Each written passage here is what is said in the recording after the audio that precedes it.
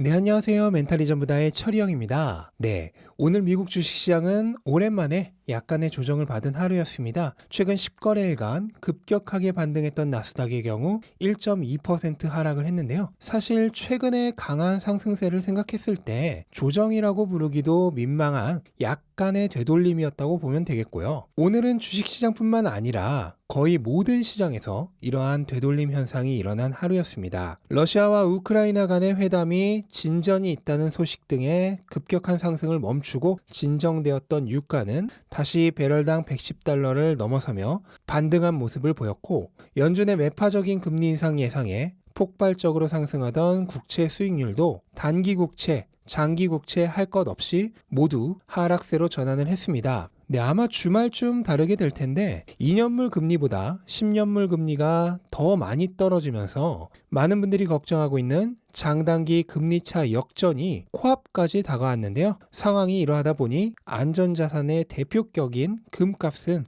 최근 강한 조정세를 면치 못하고 있었는데 오랜만에 반등을 했습니다. 하지만 여전히 이전 고점 대비해서는 낮은 수준입니다. 오늘 시장이 그동안의 움직임과는 정반대의 행보를 보인 건 사실 타이밍이기도 했는데요. 우선 S&P 기준으로 2주도 안 되는 사이에 주가가 V자를 넘어서는 수준의 급격한 반등을 보이면서 단기 투자자들의 차익 실현 욕구가 극에 달해 있었고, 딱 이 타이밍에 잘 해결되는 것처럼 보였던 러시아와 우크라이나 간의 긴장감이 추가적인 진척이 보이지 않는다는 뉴스들이 연이어서 나오고, 또 연준 의원들이 매파적인 발언을 계속 쏟아내면서 한 번쯤 털고 가고 싶은 투자자들에게 털어야 할 이유를 준 하루였다고 보면 되겠습니다. 시장 전체를 보시면 최근 급상승했던 기술주와 금융주 위주로 하락을 했고, 반대로 최근 성적이 떨어졌던 에너지와 유틸리티주, 그리고 생필품 관련 기업들,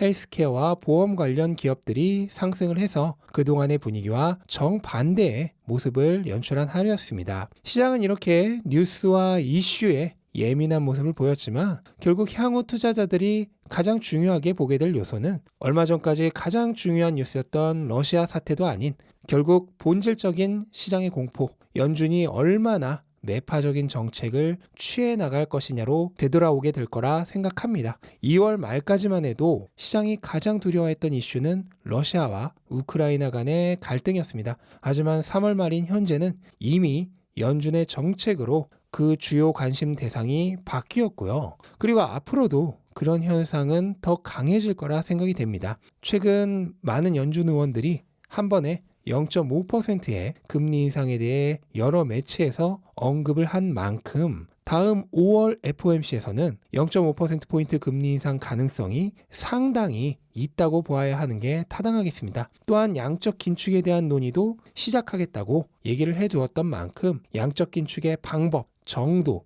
기간에 대한 가이던스가 발표될 가능성도 있겠습니다. 그렇다면 다음 5월 FOMC인 5월 3일과 4일을 전후로 해서 또 한 번 금융시장에 충격이 올 가능성도 염두에 두어야겠습니다. 다만 채권시장 참여자들의 전망은 거의 바뀌지가 않았는데요. 얼마 전 올해 말 기준금리를 2.5에서 2.75%까지 보던 전망치가 오히려 조금 낮아져서 2.25에서 2.5%까지를 예상하는 참여자들의 숫자가 늘어났습니다. 하지만 어느 쪽이 되었던 올해의 남은 6번의 FOMC에서 매번 금리를 올려야 하는 건 같고요. 2.25에서 2.5%일 경우는 그 6번 중 한 번만 0.5% 금리 인상을 하는 것이고, 2.5에서 2.75%일 경우 두 번에 걸쳐 0.5% 금리 인상을 할 것으로 예상하고 있다는 뜻이 됩니다. 그런데 이미 시장이 이 정도의 금리를 예상하고 있기 때문에 결국 FOMC를 할 때마다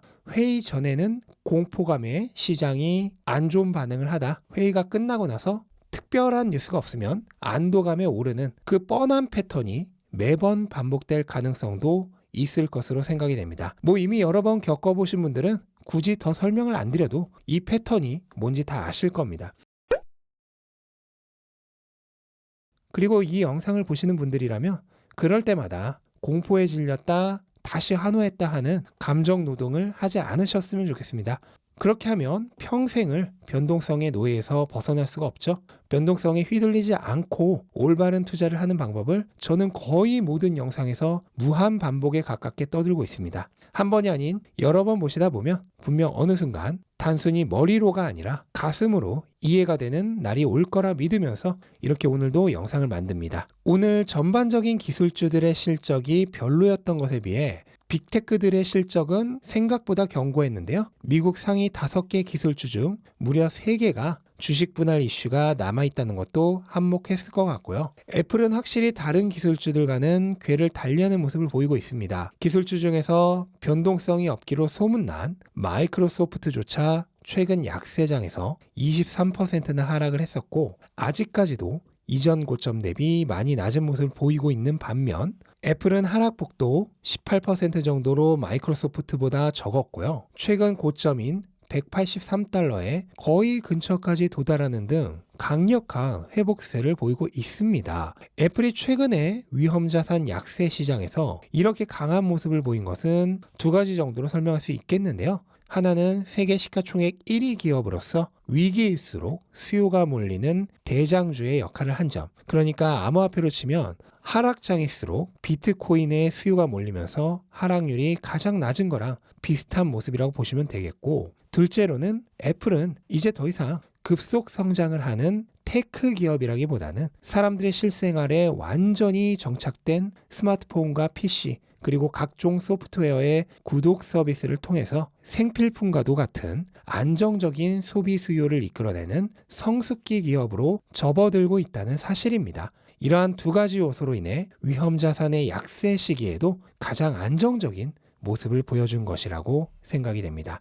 테슬라의 경우 주식 분할 소식으로 인해 주가가 여전히 강세를 보이고 있는데요. 원래 나스닥이 1% 하락하면 2% 넘게 하락하는 게 테슬라인데 오늘은 시장보다도 견고한 모습을 보였습니다. 이번 주가 끝나면 1분기 인도량 발표가 예정되어 있는데요. 현재 시장의 예측치는 31만 대 초반입니다.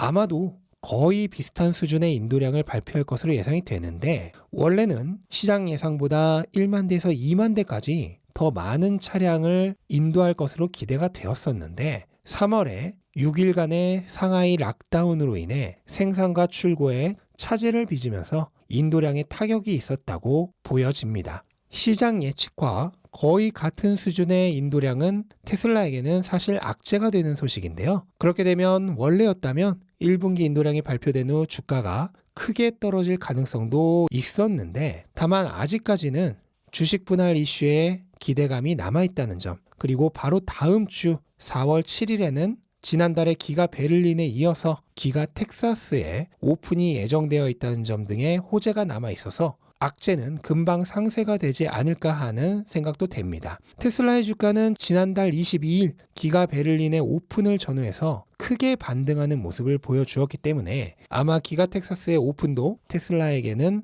비록 지난달만큼은 아니더라도 어느 정도의 상승 요소로서 작용할 가능성이 크다고 예상해 볼 수 있겠습니다. 네, 이렇게 오늘 시장 정리를 해봤고요. 당분간의 흐름은 사실 예측이 잘 안 됩니다. 최근 급등세가 워낙 무서웠기 때문에 이 흐름이 조금 더 이어질지 아니면 강한 상승에 따른 차익 실현 물량의 출회로 반대로 조정이 뒤따를지 어차피 하루하루를 예측하면서 투자하지 않기 때문에 이러한 변동을 예측하려는 노력은 무의미합니다. 단기적인 투자는 상승에 걸던 하락에 걸던 승률은 거의 50대 50입니다. 반면 장기적인 투자일수록 승률은 100%에 가까워지죠. 예측 놀이가 아닌 제대로 된 투자를 해야만 하는 이유입니다. 네, 이것으로 오늘 영상은 마치도록 하겠습니다. 영상 도움되셨다면 구독과 좋아요 부탁드리고 즐거운 하루 되시기 바랍니다. 감사합니다.